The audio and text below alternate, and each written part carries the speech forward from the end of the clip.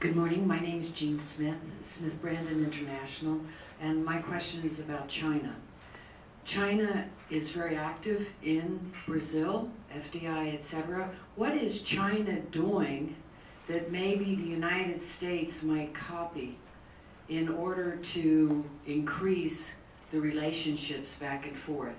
And I'd like CNI particularly to respond to this particular question, and maybe Fernando might have a response. Thank you. Well, thank you for your question. I think, as you said, investment in China, in Brazil from China, they are increasing, they are relevant, but I wouldn't be able to see in terms of copying.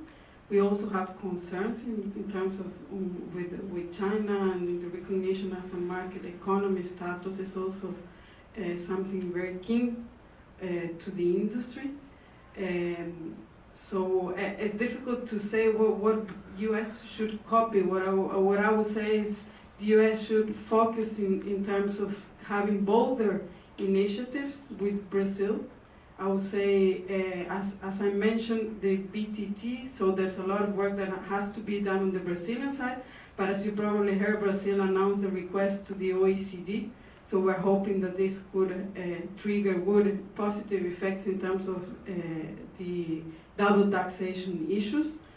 Investment, as I said, what we are looking for in terms with the US that we could do and that we are not currently doing with China is to have a standalone investment agreement that will put some sort of bold framework to our relations in terms of investment facilitation, as I said, some protection in terms of state-to-state dispute settlements. So, and also the creation of an ombudsman. That's something that would help into the bilateral relations, especially for regulatory issues on both sides. So I would put efforts into those issues instead of trying to look and copy. We have very different type of relations, and as I said, for Brazil, and not, I would say, as Monica mentioned, for the industry, but also for the industry that uses services, the type of relations that we have with the US is unique.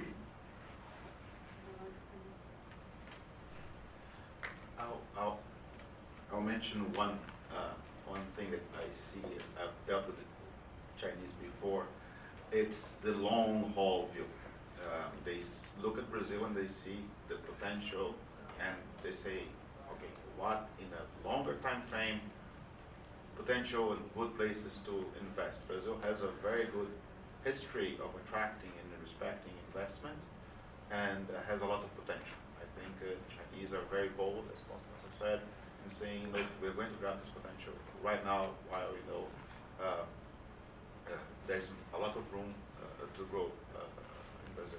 So this thing, this idea of the long-term view, I think it's one thing that not only the U.S. but everybody, even Brazilians investing in the U.S. should take more. Now we are very much, especially focused on the short term.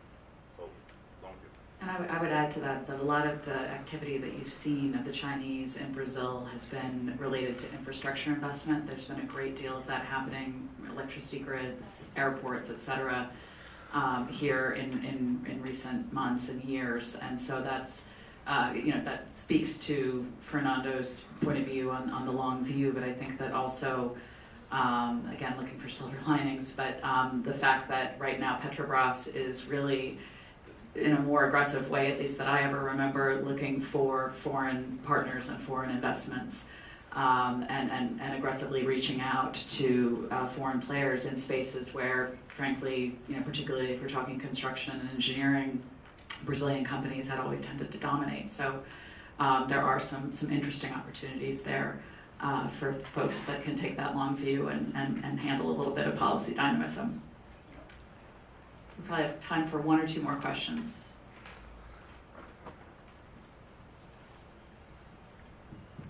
There's one in the middle there, if I saw a hand. Hi, my name is Hani, and I'm here with the Senate Finance Committee. And my question is, Brazil is one of the biggest economies of America, being part of the big countries and having great potential to become even stronger. However, it seems like structural issues in Brazil is the problem of the origin of the problem of many economic problems in Brazil. And for example, the entrepreneurial environment in Brazil is not the most favorable for investors and new businesses, which kind of slow down innovation. Is there anything being done to improve this environment and to improve spreading of new ideas and innovation in Brazil? And how have this hard environment have affected trade so far? This microphone is kind of going on and off, so I'll speak loudly. On productivity and on the issues to raise productivity in Brazil, there's a concerted microeconomic reform agenda that the government is trying to push through. In fact, the Ministry of Finance in Brazil has just recently created a secretariat for productivity, and that's literally the name of this new secretariat that is in charge of precisely dealing with all of these issues that make doing business in Brazil very difficult. So the focus of work and the focus of the macroeconomic agenda has been on some of the aspects of the doing business report of the World Bank. So going, sort of item by item and trying to figure out, where simplification can be done, where rules and regulations can be changed to facilitate, the opening and closing of businesses, and other areas. One area, of course, that remains extremely difficult in Brazil, and it's a major structural issue, and it's one that's not going to be solved anytime soon, is taxes and tax reform. So when you look across the doing business indicators, paying taxes in Brazil is extremely complex and extremely hard, something that I'm sure those of us in the room who are Americans can also relate to. But in Brazil, it is particularly hard, and it takes up a lot of time, and it takes up a lot of, it basically eats up a lot of resources. This, I don't think, will be changed, because this needs a major overhaul of the tax system in Brazil. That isn't going to happen. At least isn't going to happen in this government's lifetime, and I'm not sure whether in another government's lifetime, because it is a very difficult issue. But that being said, there are other initiatives going on that don't require political support or congressional approval or anything of that sort. And these things, I think, will continue to advance, because this is the focus of these initiatives. What has happened, and I think what is, back to your question as to how these things have been reflected in Brazil. I mean, Brazil has been suffering since the 80s. If you look at the data, has been suffering from this long-running productivity slowdown. And basically, when you look at different indicators of productivity in Brazil, you see that productivity has either been stagnant or falling. And the reasons for that are manifold, but of course they include all of these macroeconomic, issues that are at the heart of this current reform effort. So there are things being done. It will take a while to see the results, but there are things being done. Constanza. Just quickly to add to Monica's comments, I think it's also worth noting it's on a different note, but in terms of those areas where Brazil is moving forward, I would mention the trade facilitation agenda. So that's also part of our big difficulties in terms of foreign trade and competitiveness. So Brazil is, I would say, since 3 years ago, started to be much more engaged in terms of customs procedures, reforms, and accelerating process. And that came also together with the implementation of the entry into force of the trade facilitation agreement. So I would say in terms of single windows, it's an area where the Brazilian government, so revenues agencies and the foreign affairs, the trade ministers are working together hand in hand to review the processes that we have in terms of exports and imports, and to make them more straightforward, I would say. So that's another area where we see changes, we're seeing changes, very important. Ailtom, any comments on the innovative sector? Yeah, I'd say that Brazil has been suffered a big pressure from the global market in order to improve this reform. So we are at least this government has started some important reforms. And I believe next government will be much more open in the sense of to improve reforms, mainly in the taxation systems, because this is, I would say that this is a nightmare in Brazil. So our taxation systems is too bad, it's tough to be managed, and but I believe the next government will have all instruments, all weapons we can take to attack this problem and to try to solve this problem. This is, or start a big reform in the taxation system. This is what we expected, because to be more competitive, the competitiveness is very important, mainly for innovation. So if we want to be an innovative country, integrated in the very global chain, so we need to do this. So we need to improve our environment, our business environment, and the taxations, I think, is the main problem that must be solved. In the technology side, innovation side, the private sector is investing itself in making this more modern to facilitate the environment for startups. The startups companies is born in Brazil very fast, so and they are looking for, they have found the way to implement their solutions, their business, supported by private sector, and now with new support from the government. I believe that the environment is moving to a new, good and positive environment for new investments. I just would like to complete against about infrastructure. The Chinese people, they are very aggressive on that. We have a very big opportunity in Brazil for companies to invest in our infrastructure. We are talking about a gap of $1 trillion in terms of projects that can be done in Brazil.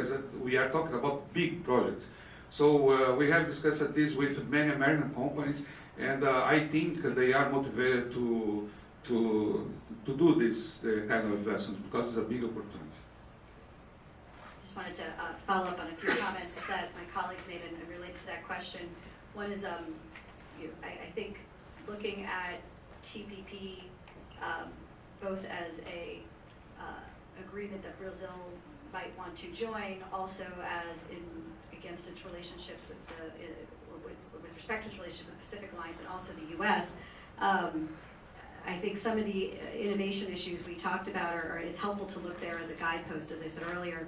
And so, one with innovation and data flows, while I think the laws, that there's a law under consideration, I think it would be useful to look at that law vis-a-vis the TPP obligations to see how the current legislation being considered matches up there. I know I've heard there's still some concerns, but I have to admit I'm not specifically as following that as closely.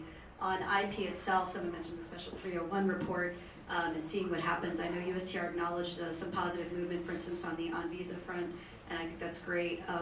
Having used to be drafting part of those sections, I know the importance is always, step one is seeing changes in law or regulation that are useful, and step two is the actual implementation of it. So I know all eyes will be on Brazil with that, and with some of these efforts such as the patent prosecution highways to really try to reduce some of this extremely long backlog. And I think over the next year, if Brazil can really demonstrate some progress and implementation there, that will hopefully have some positive implications with Special 301. I also wanted to make a comment on investor-state agreements or on a bilateral investment treaty. I think it's great that Brazil has put IP in some of those tailored to different countries, and that's for U.S. investment treaties, those are IP as a covered investment, so I think that's terrific.